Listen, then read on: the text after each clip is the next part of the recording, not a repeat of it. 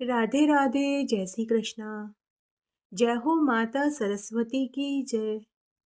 ओम सरस्वती विद्महे ब्रह्मपुत्री धीमहि तन्नो देवी प्रचोदयात्।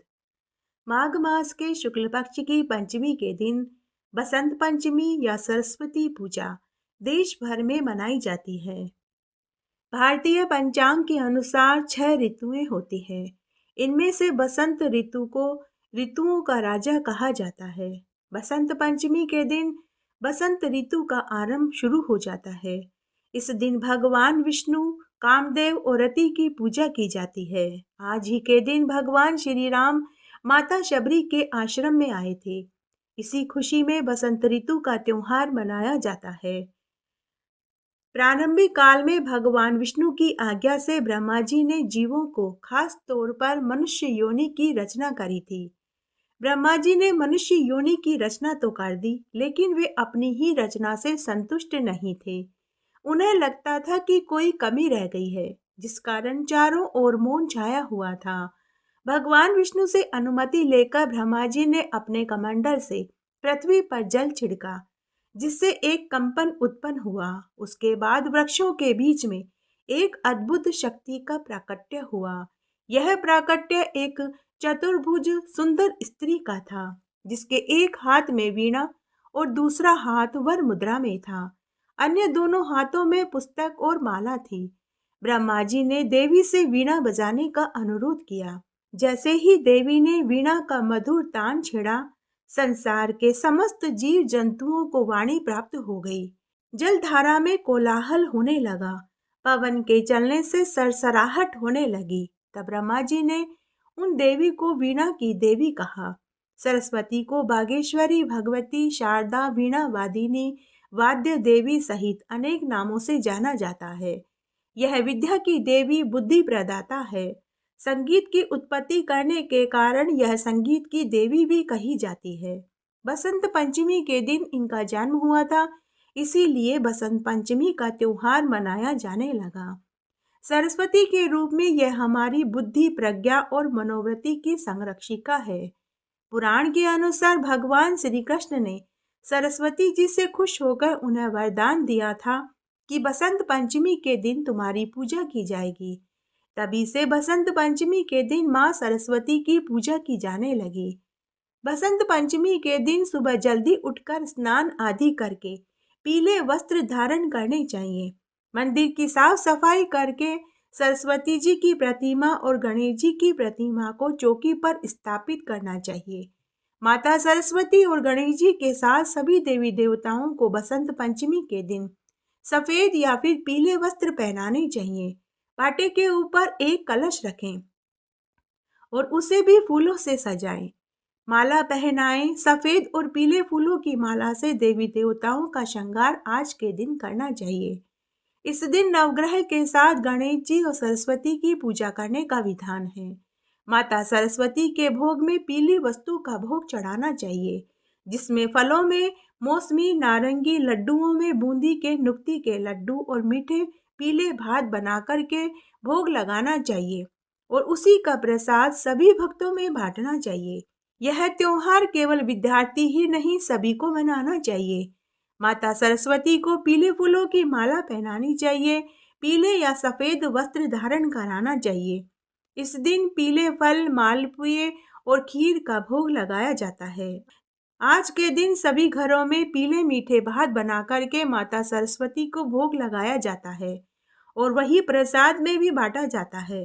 बसंत पंचमी का दिन शुभ माना जाता है। शादी के लिए, गृह प्रवेश के लिए और अन्य सामाजिक कार्यक्रमों के लिए यह दिन शुभ माना जाता है। एक अन्य कथा के अनुसार जब प्रभु श्री राम ने सीता माता की खोज में जब वे दंडकारण्य वन में पहुंचे थे, तब उन्होंने बसंत पंचमी के दिन शबरी के हाथ से बैर खाकर समाज में एकता का संदेश दिया था।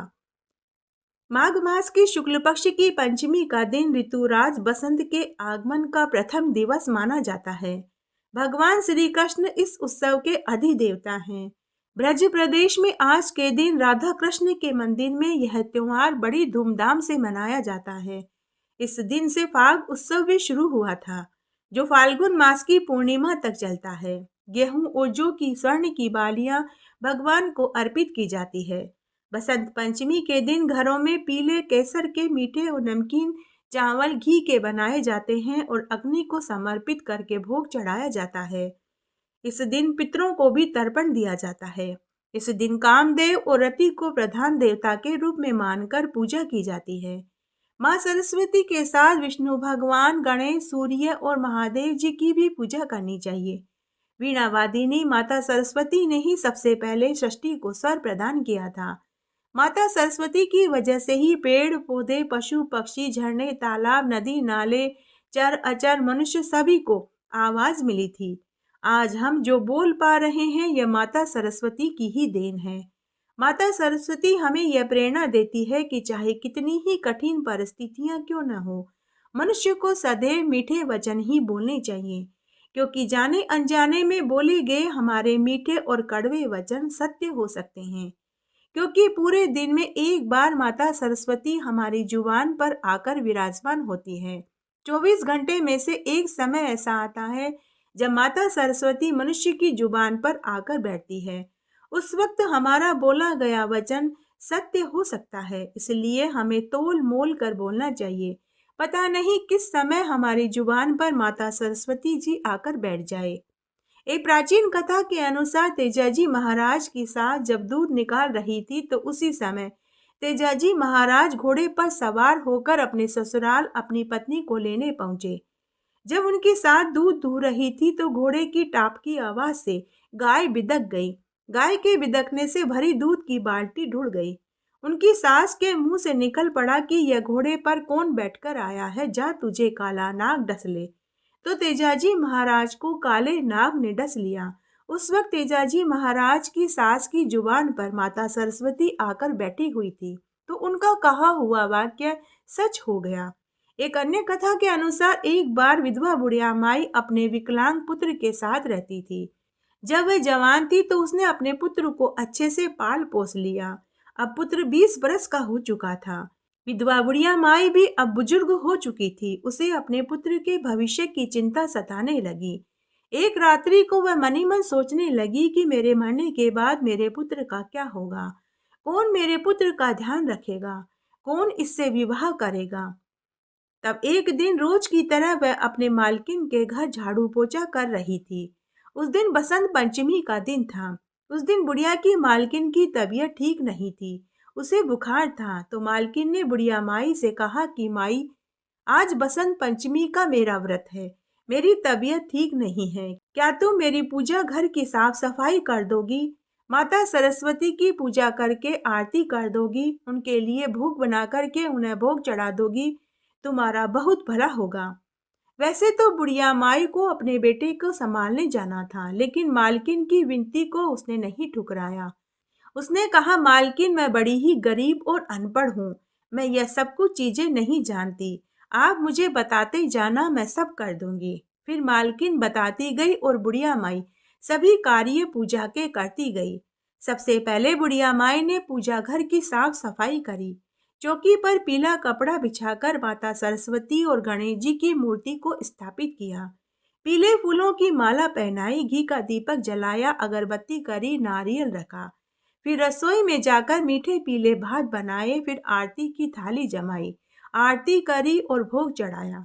तब मालकिन ने बुढ़िया माई से कहा कि बाई, आज तुमने मेरी बहुत मदद करी है, माता सरस्वती तुम्हारी जरूर मदद करेगी, तुम भी माता सरस्वती से अपने लिए कुछ मांग लो। तो बुढ़िया माई अपनी मालकिन से बोली कि मालकिन, मेरी तो उम्र हो गई है, मुझे कुछ नहीं चाहिए, मैं तो बस इतना चाहती हूँ कि मेरे बेटे का घर बस जाए, वह कमाने लगे और उसका एक सुंदर लड़की से विवाह हो जाए और मरने से पहले मुझे पोते का मुंह देखने को मिल जाए।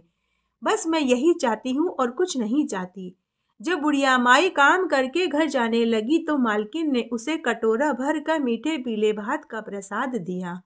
बुढ़िया माई प्रसाद लेकर घर आ रही थी। ऊपर बैकुंठ में नारद मुनि और माता सरस्वती जी सबको देख रही थी। तब नारद मुनि माता सरस्वती से बोले, हे माते, मृत्युलोक में यह गरीब विधवा बुढ़िया माई ने आपकी खूब पूजा पाठ करी है, आपको उसके मन की मुराद पूरी करनी चाहिए। तब माता सरस्वती नारद मुनि से बोली कि हे पुत्र, अभी उसकी और परीक्षा लेनी होगी। चलो, तुम भी मेरे साथ चलो। तब माँ सरस्वती ने बुढ़िया का रूप धरा और नारद मुनि ने एक बालक का रूप बनाया और बुढ़िया के रास्ते में जाकर बैठ गए। जैसे ही बुढ़िया माई उधर से गुजरी तो बुढ़िया वेश में माता सरस्वती बुढ़िया माई से बोली कि अरे माई, मेरा पुत्र 3 दिन से भूखा है, क्या हमें कुछ खाने को मिलेगा? तो बुढ़िया माई को उनके ऊपर दया आ गई। बुढ़िया माई ने उनसे कहा कि जरूर मिलेगा, यहीं पास में मेरी झोपड़ी है, आप दोनों मेरे साथ मेरी झोपड़ी पर चलिए, मैं आपको भर पेट भोजन खिलाऊंगी। उसके बाद बुढ़िया माई उन्हें लेकर अपनी झोपड़ी पर आ गई और उन्हें अपने और अपने बेटे के हिस्से का भोजन का प्रसाद उन्हें परोस दिया। बुढ़िया माई के स्नेह, सच्ची लगन और श्रद्धा को देखकर माता सरस्वती और नारद मुनि ने उन्हें साक्षात दर्शन देकर कहा कि बुढ़िया माई, हम तो तेरी परीक्षा ले रहे थे। बुढ़िया माई, तू अपनी परीक्षा में सफल हुई, मांग तुझे क्या चाहिए? बुढ़िया माई ने अपने पुत्र के लिए निरोगी कंचन जैसी काया मांगी। बहू मांगा, पोता मांगा। माता सरस्वती ने तथास्तु का वरदान दिया और जाते जाते उसकी झोपड़ी को ठोकर मार गए तो उसकी झोपड़ी सुंदर महल में बदल गई। उसके घर में अन्न धन के भंडार हो गए। पुत्र के हाथ पैर भी सीधे हो गए। उसका पुत्र भी कमाने लगा। कुछ ही दिनों में पुत्र का विवाह हो गया और 9वें महीने में बहू को 2 जुड़वा पुत्र पैदा हुए। बुढ़िया माई को माता सरस्वती की पूजा करने का फल मिला था। हे माता सरस्वती, जैसे आपने बुढ़िया माई के मन की मुराद पूरी करी, वैसी सबकी करना। कहानी कहने वाले की, सुनने वाले की और हुक्कारा भरने वाले की। घटती हो तो पूरी हो तो परवान चढ़े, भूले बिसरे नाम तेरे भंडार में भरे। देवी सरस्वती के 12 नाम इस प्रकार हैं: भारती, सरस्वती, शारदा, हंस वाहिनी, जगती, बागेश्वरी, कुमुदी, ब्रह्मचारिणी, बुद्धिदात्री, वरदायिनी, चंद्रकांति और भुवनेश्वरी। जो कोई भी बसंत पंचमी के दिन माँ सरस्वती के इन 12 नामों का जाप करता है तो उसे विद्या, बुद्धि, कला सभी में पुण्य फल की प्राप्ति होती है। बसंत पंचमी के दिन सूर्य उत्तरायण रहने से सूर्य की किरणें पृथ्वी पर पीली हो जाती है, इसलिए इस दिन पीले वस्त्र पहनकर माँ सरस्वती की पूजा करनी चाहिए और भोग में भी पीले मीठे चावल का भोग लगाना चाहिए। लक्ष्मी पार्वती के 7 प्रमुख देवियों में एक देवी सरस्वती है। ये तीनों देवियां श्री देवी के नाम से जानी जाती है। सरस्वती जी ब्रह्मा जी की पत्नी, शिव की बहन है। सरस्वती ब्रह्मा जी की बेटी थी। ब्रह्मा जी ने षष्ठी की रचना के बाद सरस्वती जी को अपने तेज से उत्पन्न किया था। सरस्वती जी को विद्या की देवी कहा जाता है। तब एक बार ब्रह्मा जी सरस्वती जी के रूप और यौवन पर मंत्रमुग्ध हो गए। ब्रह्मा जी स्वयं अपनी बेटी सरस्वती के साथ विवाह करना चाहते थे। तब अपने पिता की इच्छा को भांपकर स्वयं सरस्वती उनसे बचने के लिए चारों दिशाओं में छिपती फिरी, लेकिन उनका हर प्रयत्न बेकार रहा। तब विवश होकर उन्हें अपने पिता से ही विवाह करना पड़ा। तब ब्रह्मा जी को सरस्वती जी से एक पुत्र पैदा हुआ, जिसका नाम शंभु मनु पड़ा। तब सरस्वती जी ने ब्रह्मा जी को शाप दिया कि दुनिया का निर्माण करने वाले हे ब्रह्मा, तुम्हारी कभी कोई पूजा नहीं करेगा, क्योंकि तुम पूजा के लायक ही नहीं हो।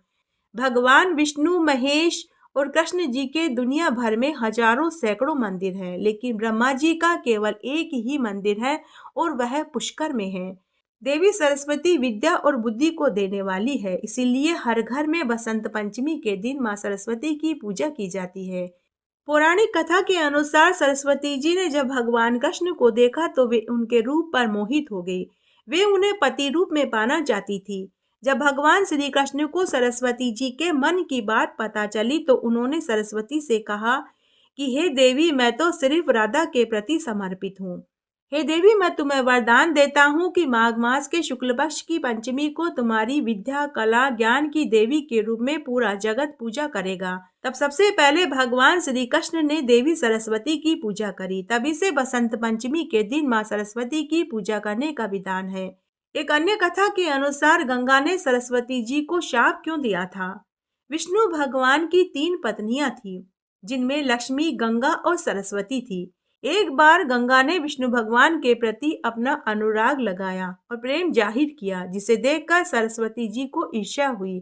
तब सरस्वती ने विष्णु भगवान और गंगा दोनों को दुर्वचन कहे, जब विष्णु भगवान ने उन्हें लड़ते हुए देखा तो वे वहां से अंतर्ध्यान हो गए। इससे माता लक्ष्मी को क्रोध आ गया। तब सरस्वती ने गंगा के बाल पकड़कर उन्हें मारना चाहा, तो माता लक्ष्मी ने बीच बचाव करके उन्हें समझाना चाहा। जब माँ गंगा के लिए माता लक्ष्मी बीच बचाव कर रही थी, तब सरस्वती जी ने समझा कि लक्ष्मी गंगा की भीड़ बोल रही है। यह सरस्वती जी को अपना अपमान महसूस हुआ। उन्होंने लक्ष्मी को पेड़ होने का शाप दे दिया। जब गंगा ने यह देखा कि उनकी तरफ से उनकी मदद करने की वजह से सरस्वती ने लक्ष्मी को पेड़ होने का शाप दे दिया, तो गंगा ने सरस्वती को भूतल पर नदी होने का शाप दे दिया। इसके बदले में सरस्वती ने भी गंगा को नदी बनकर बहने का पाप दे दिया और कहा कि सभी लोग अपने जीवन भर के पापों को तेरे जल में आकर धोएंगे। उसके बाद जब विष्णु भगवान वापस आए और उन्हें पता चला कि लक्ष्मी जी शांत वृत्ति वाली, सहनशीलता और उदारता से परिपूर्ण है, उन्होंने लड़ाई होने पर भी कुछ नहीं कहा। तो विष्णु भगवान ने लक्ष्मी को अपनी पत्नी के रूप में स्वीकार कर लिया और गंगा और सरस्वती को त्याग देने का निश्चय किया। तब जब गंगा और सरस्वती को अपनी गलती का एहसास हुआ तो वे दोनों हाथ जोड़कर विष्णु भगवान से अपने अपने शाप का निवारण का उपाय पूछने लगी। तब भगवान विष्णु ने कहा कि गंगा तो नदी रूप में स्वर्गलोक पाताल लोक में होकर भागीरथ गंगा का स्थान शिव की जटाओं में रहेगा और सरस्वती प्रधान रूप में पृथ्वी तल पर रहेगी और अंश रूप में मेरे पास रहेगी और लक्ष्मी तुलसी वृक्ष बनकर मेरे शालिग्राम स्वरूप से विवाह करेगी और इसकी पूरी दुनिया पूजा करेगी। इस तरह गंगा और सरस्वती नदी रूप में हुई। एक अन्य कथा के अनुसार जब सरस्वती जी नदी रूप में बनकर बह रही थी, तब एक ऋषि सरस्वती के नदी वाले मार्ग में बैठकर कठोर तपस्या कर रहा था और मंत्रों का जाप कर रहा था। तो ऋषि ने सरस्वती नदी से अनुरोध किया कि हे देवी, तुम धीरे धीरे बहो ताकि मेरी तपस्या में विघ्न न पड़े। लेकिन सरस्वती जी नहीं मानी, वे पूरी ताकत से बह रही थी। इस व्यवहार से क्रोधित होकर भगवान गणेश ने सरस्वती को भी शाप दे दिया कि तुम एक दिन लुप्त हो जाओगी। इस तरह आज हमने बसंत पंचमी की प्रमुख प्रमुख व्रत कथाएं सुनी, महत्व सुना। आशा करती हूँ यह वीडियो आपको जरूर पसंद आएगा। अगर आपको ये वीडियो पसंद आई तो इसे ज़्यादा से ज़्यादा लाइक करें, अपने दोस्तों रिश्तेदारों में जरूर शेयर करें ताकि उन्हें भी बसंत पंचमी की कथा सुनने का संपूर्ण फल प्राप्त हो। मेरे साथ बने रहने के लिए आपका धन्यवाद। आगे आने वाली कथा कहानी के लिए भी आप इसी तरह मेरे साथ बने रहें। धन्यवाद।